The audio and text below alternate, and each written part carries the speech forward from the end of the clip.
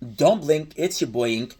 Welcome to another video, welcome to another show. Hope you guys are doing well, because they're having a wonderful 10th November 2024. We are living the dream. So what we're doing right now is we're playing Arknight in the background. There's a special event right now that makes you... so the game requires energy for you to play, but the event refound the energy, so instead of playing like for an hour, you can play for 2 hours, you can play for 3 hours. Good reward. Right, so we're doing this for listening to YouTube, right? So it's a pretty good day. I love this day, but this is mostly a video that has nothing to do with this. Nothing to do with this. Why am I saying this? It's because I think we should celebrate a good thing. And if we're talking about celebrating the good thing, this video is one of the cringiest things that I've done, but it's a love letter to my parents. It's a love letter to my mom and to my father. Listen, I hope I don't come across as an asshole in this video, because that's not the goal here. The goal is to celebrate good parents. I was in a couple of live, and, well, it's not only that. It's not only that. It's, how can I say this? It's a damn shame, because I mentioned 2 weeks ago how people would come to me, right, for advice. They would come to me for, hey, I need some help. I'm not doing so well. I need some help. And I was very touched by that. At first, I'm like, dude, please don't ask me because I'm not doing so well. But then it's very touching because they see you as this almost figure of strength, a figure of, this guy has his head on his shoulder, you know? He can help me out. And I never really understood that, because even as a younger kid, I would go to my parents, right?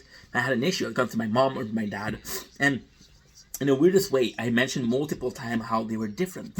And I'm gonna have to redo this because I'm not happy with the operator we're using. By the way, Arknight, I'm not sponsored, but one of the craziest game, one of my favorite game I've played, with a campaign of, ladies and gentlemen, 937 hours. Not a sponsor, but hey. So yeah, so it's kind of funny because even as a kid, see, I don't want to call myself a manipulator. I think there was moments in my life where I manipulated, and I'll be completely honest, those moments weren't my proudest moments. But in another way, there's a good reason why I did it. There's a good reason why I did it. I was always told, yo, you're not the strongest, you're not the smartest. I was basically told, like, oh, compared to other people, you're not going to survive. And I don't want to blame people, okay? But my father had a lot to do with that. My father always told me that life is a jungle. The strong survive, the weak perish. Now, my father comes from a different era. He is 60, 60, he was born in 58, you got 50, you got 2008, you got 50 plus 16, and is 66 years old. So yeah, of course he comes from a different era. But my father telling me, hey, if the weak dies, the strong survive, I need to be strong, of course. And even as a kid, I understood that if I wanted some kind of answer, I would go to my mom. If I wanted another kind of answer, I would go to my father, right? But it doesn't, even if that could be perceived as manipulation, as taking advantage of the situation, it doesn't fucking matters. I had good parents. Now, with these people that come and ask me, I actually told one person, right? And it sucks. It sucks. Why didn't you tell your parents? Because, okay, so she's younger. I think she's 20 or 21. I'm a bad friend. I don't fucking know. But she's still live with her parents. I'm like, dude, you're. It's not because you're an adult that your parents they stop counting for you. And see, she said they wouldn't understand. I'm like, okay. So it's not about the parents and how good a parent is. It's how you perceive it. A parent can be the best parents in the world. If kids are not receptive, it's not gonna work. I was very angry growing up at my parents. I'm very, very, very angry at my parents because I felt like they didn't make the effort to understand me, to know me.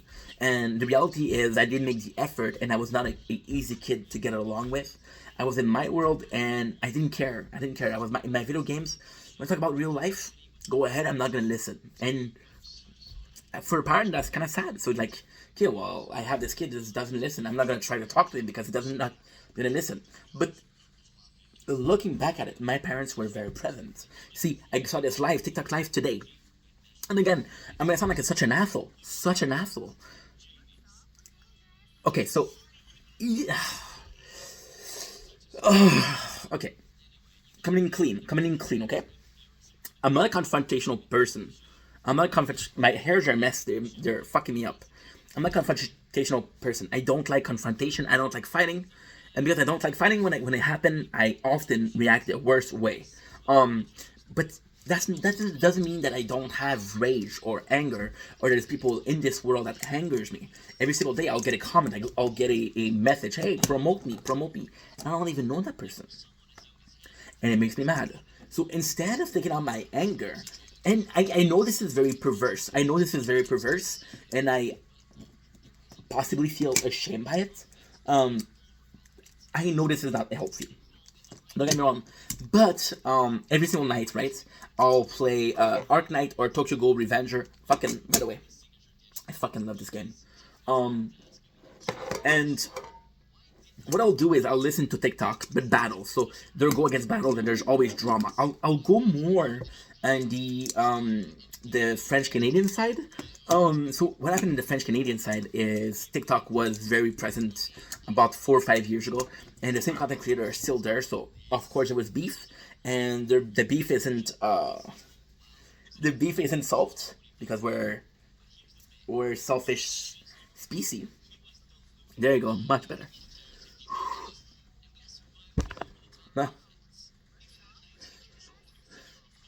No.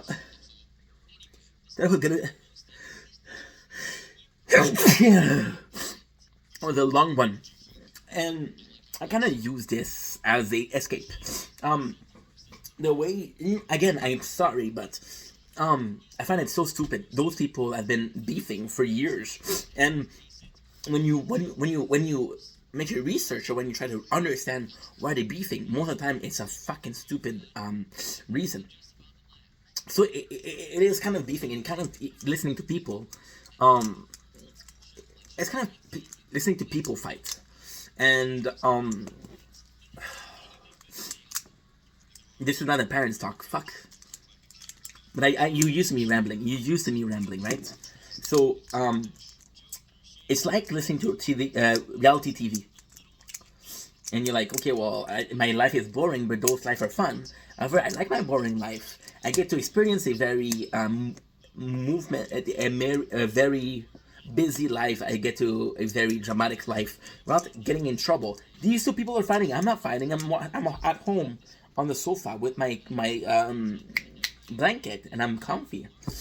So and tonight, right? There is this person that I've been watching for a couple of months, and they're always getting in trouble. They're always getting into fights, and you look at it and you're like, what an asshole. But then this person actively make an effort to be nice. So in battle, he's gonna be an asshole, but in normal life he's gonna be good. So you understand it's a character. And then his mom, if it's real mom, well, I don't know the situation, maybe a mother figure, but I know he called her mom. And I feel bad saying this, but his mom, she was like in the chat, and she's like, hey, put me in the life, put me in a corner. I don't know how it works, right? And then his mom, she started talking, and you can tell she was intoxicated. And it sucks because this guy, again, it's a long story, but this guy, because he's an asshole, when he's on battle, people went after him. So somebody, and that's alleged, we don't know if it's true, that's what he says, they pay a hooker to go and flirt with him, to hook up with him, film the thing, and release it, just to blackmail him. So he was not doing well, and his mom, she came into the live and said she was drunk, and she wasn't doing well, and this guy wasn't doing well, and I could tell that he was looking to his mom to comfort. His mom didn't care.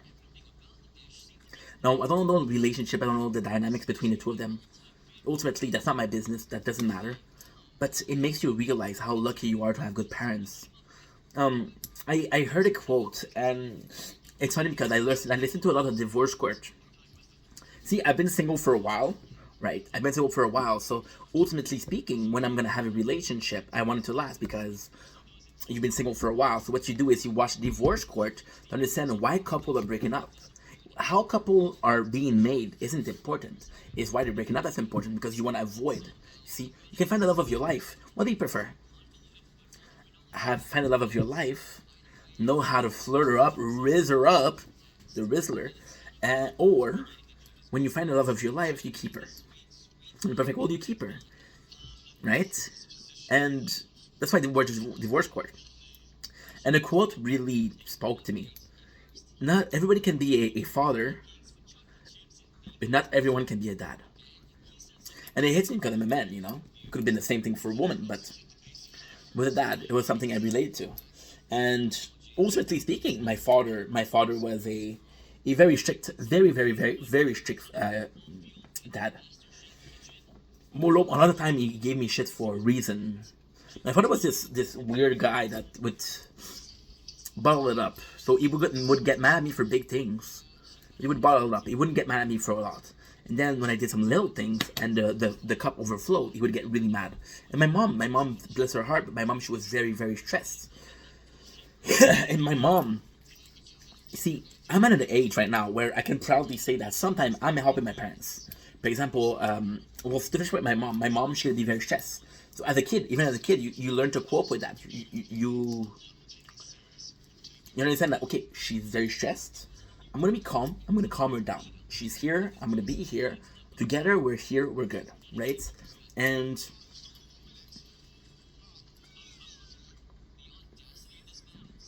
see, it's weird because as a kid, you see those parents. You see their parents at perfect being. You see them as a voice of reason. You see them as advice giver. You see them as people you can rely on, which is great. But then you realize that they needed somebody, right? See, my father more than my mom. My mom, she doesn't feel comfortable. My mom, she's very, not secretive, but she's very kept to herself. She'll tell me, she won't tell me that she's feeling problem. She'll call me, she'll say, oh, I'm so tired. And I'm like, why are you tired? And she'll tell me, like, I started feeling tired about a couple of months ago. I'm like, bruh, you have to tell me. You have to tell me that you feel tired. How can I help you if I don't know, right? My father a bit more. My father, weirdly speaking, my father is such a weird person. My father's gonna be an asshole, right? Gonna be an asshole to a lot of people, and he's very stubborn, just like me. And he fought with someone.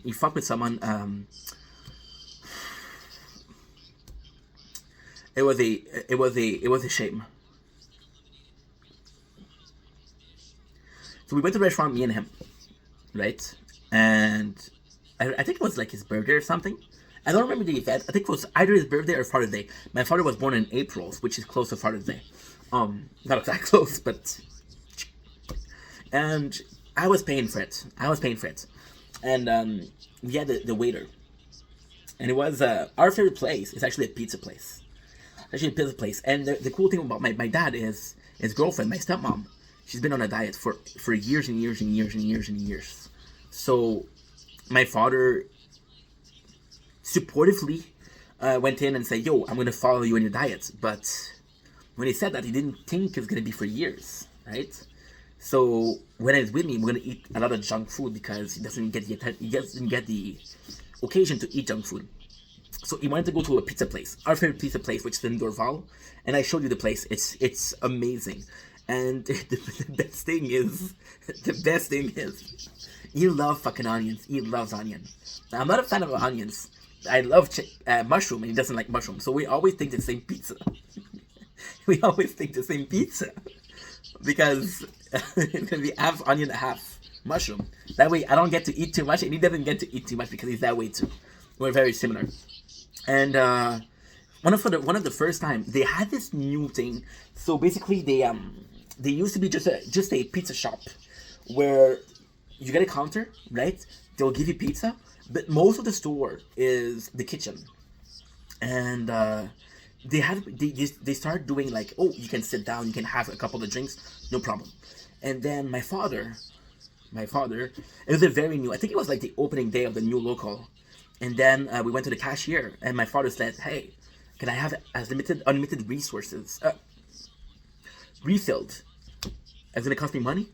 And the waiter, right, said, "I'll come back to you on this," because he didn't know it was a new place. I thought it was okay, no problem. And then the guy, he never came back, but my father started, and myself too, started having a lot of refill. And then the guy charged us for it. And then the person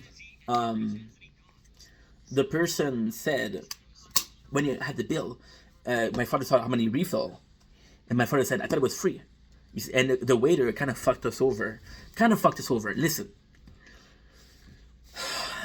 I don't think it's the waiter's fault. A waiter is working on tips. He has an incentive to sell more. Can you really blame him for trying to sell you more? No. He's a seller. He's a waiter, but he's a seller. So my father started giving him shit. And the sad part is the kid. He's a kid. He's possibly 16, 17 years old. And I'm like, "Papa, c'est un jeune, là. As a teen, Dad." And he said, "I don't give a fuck."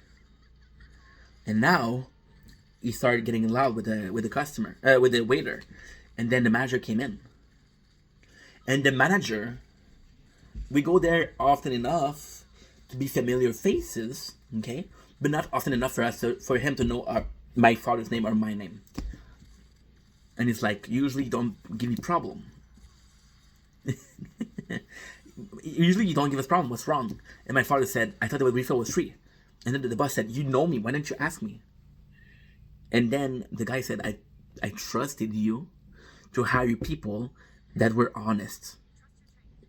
My father kind of attacked the guy. And the owner said, "I don't want to see you here anymore." Now, ultimately speaking, it's a pizza place. It is a pizza place. And my father is like that. My father is going to burn bridges. He doesn't give a fuck. If you go against him, The bridge is burned. I don't need you. I don't care about you. And then I let it go because it was his birthday or Father's Day. I don't remember. And that was it. And then we went to the Maxi, which is one of, again, my favorite grocery store. My favorite grocery store because as a kid, my father is was my role model. So when he shopped there, I shopped there, and he started giving shit to a cashier because he didn't fill the stock. That's not her job. She's not a stocker. She's a cashier. And I said, and then in the car I said, "Dad, we need to talk." And then I told him, "You cannot treat people like we already lost a pizza place. It's only a pizza place. I stand behind you, but you're gonna burn every bridges. We're not gonna be able to go to the grocery store. We're not gonna be able to go to the pizza store. There'll be a time where we're not able to go anywhere because people are gonna look at you like you're an asshole." And said, "Yeah, but I'm justified." And I said, "It doesn't matter if you're justified. We need those people. We need those people. Sometimes when you need someone, you have to lower your guard. You have to say, 'Listen, I need you to work with me. It's not my way or the highway. Let's work together, right? If I win, you win. We both win. We both go home happy.'" And I was like, "Okay, yeah, you're right." For the first time in my life, my father listened to me, and it was such a sense of pride. My mom, she's the same way. My mom, she's being very stressful, very, very stressful, and sometimes she'll give shit to people. She'll give shit to cashier. It doesn't matter. And she'll tell me the problem, and most of the time I laugh. Because my mom, she'll get very mad at a person. So, for example, we went to a store, and it was a fast food place, and my mom, she ordered poutine for me because she know I love poutine, and she was like, "You didn't give my son a fucking fork." But if my mom took the time to realize the fork were next to the cash, it wasn't up to the cashier to give you. You had a place to get the fork yourself. And then she told me the problem because the cashier was like, "Yo, you're not gonna give me shit for something I didn't do," which she was right. But my mom was also right that she should have said, "Hey, there's fork here. If you need some fork, if you need stuff out, they're here." My mom didn't ask, which is again my mom's fault. And my mom, she came back to the table. She told me the situation. She told me how much she gives shit to the person, and I started laughing. And my mom said, you're so immature. You shouldn't be laughing at that stuff, you know." But then again, I told her, "Mom, It's not a big deal. It's a fork, right? It's a fork. You see around the place.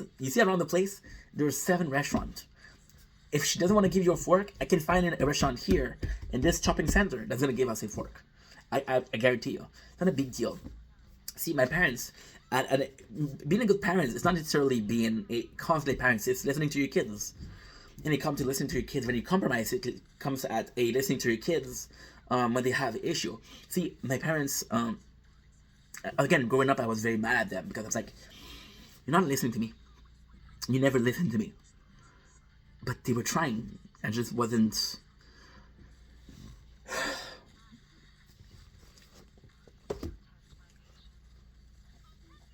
I was very repressed as a kid, very repressed. And again, my father was my role model, so my father would bottle it up, and then I would get mad at him. Right now, we're not even talking right now. It's been a couple of months we didn't talk because he went to insult me, and he was dealing with other shit. But I'm like, dude, you can't treat me that way, right? And what happened was I want to take a couple of weeks off for not talking. But my father, if I don't talk to you for a couple of days, and we need to talk, something is wrong. And he didn't give me the space I needed. So I was like, I need space. And he didn't respect that. And then I told him the problem. I actually was honest and said, listen, when you said that hurt me. And you're going to say, oh, you have to grow up. And I'm like, dude, you're an asshole. You're an asshole. I don't need an asshole right now. I don't have a job. I'm overweight, okay? I'm being stressed because I don't have enough cash, which again is my fault. But I don't need an asshole, and because of that, we're not talking. Now, I still love my father, but it wasn't about the argument. It was about the other thing bottled up, you know? Long story short, I had amazing parents. They did their best, and it's not so much about them doing their best, about the kid knowing they're doing their best. See, my friend, like I said in the beginning of the video, my friend saying they wouldn't understand. Like, did you try? But then again, if you feel like you don't understand, there's a reason why you feel like you won't understand. There's a reason why you feel like I can't trust with them. I can trust this to talk to them for that. And to a certain degree, it's sad because you're like, those are your parents. You want to be able to talk to them. You want to be in a position where it doesn't really matter what happened. You're still a family. And the family core is so important, you know. I'm seeing so many people that have very shitty parents. And I was not only lucky with one parent, I was lucky with 2 parents. I was extremely lucky. Now, when I say I wasn't a easy kid, because I think it's easy to say, to point the fingers, but introspective is very hard. Just how shitty I was as a kid. My stepmom, she's been with my father since he was 42 years old. He's now 66. They've been together for 24 years. And I started giving her a chance when I left the apartment, when I left the house. I never gave her a chance. She wasn't important to me. I was like, no, I already have a mom, I already have a dad. I can go out with my dad, I don't give a fuck, but we're not related. I never gave her a chance. My mom's boyfriend came yesterday. And again, it made me very sad because ultimately speaking, that guy's an asshole, okay? I'm not gonna sugarcoat it. That guy's an asshole. He's not mean, but most of the time he's gonna go out with friends. He's not gonna bring my mom. My mom doesn't know how to drive, so she's like stuck at home. And then my mom, because she wanna go out with friends, she'll say, well, Sully went with his friend. I wanna go out with my friend, but I don't know how to drive. Can you pick me up? And one time it's okay, 2 times it's okay, but after a couple of times you feel bad about asking people for help. Even if it's simple as, can we go out? Can you pick me up? Right? And then I think my mom was a bit ashamed to take the bus at her age, because she's also 66. But he wasn't paying attention to my mom. He wasn't treating her like the queen she is. And it didn't really make him a bad guy. It didn't make him a bad guy. My mom, she's not easy to deal with. I'm not easy to deal with. So this guy is a saint for keeping up with my mom for as long as he did. Was he the perfect boyfriend? No. Was my mom the perfect girlfriend? No. So you see, but at the same time, I never really give it a chance. And it sucks because he tried. He did try. This guy did try. Didn't care. I was at his house 2 days out of 14. I had my room. He had the son. The son actually came back. Because the son had a young kid, and he broke up with his girlfriend. And he came back, can I live at home? And then his name is Soli. Soli said, cannot have you. We don't have a room for the kid. He rather had me a room than his own kid. Like, fuck, I'm an asshole, you know? I'm not an asshole. Oops, I'm about to die. Okay, we're good. We're about to die. Holy shit. Good, okay, we're good. I was an asshole because I didn't give him a chance. You know? I wasn't the easy kid. And my parents kept up with me. They tried. My father, till to this day, he tries. My mom, she tries.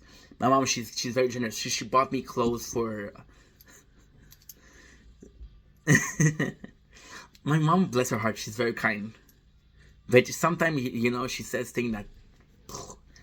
She bought me a lot of clothes. And she's like, you have to try them on. I'm like, Mom, I don't need clothes. I have enough clothes. And then she told me, wait.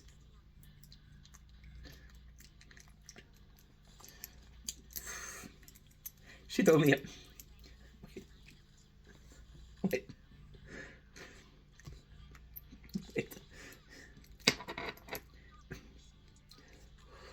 She said, you've been looking for a job for 3 months now. Maybe the reason that you don't have a job is because you dress like shit.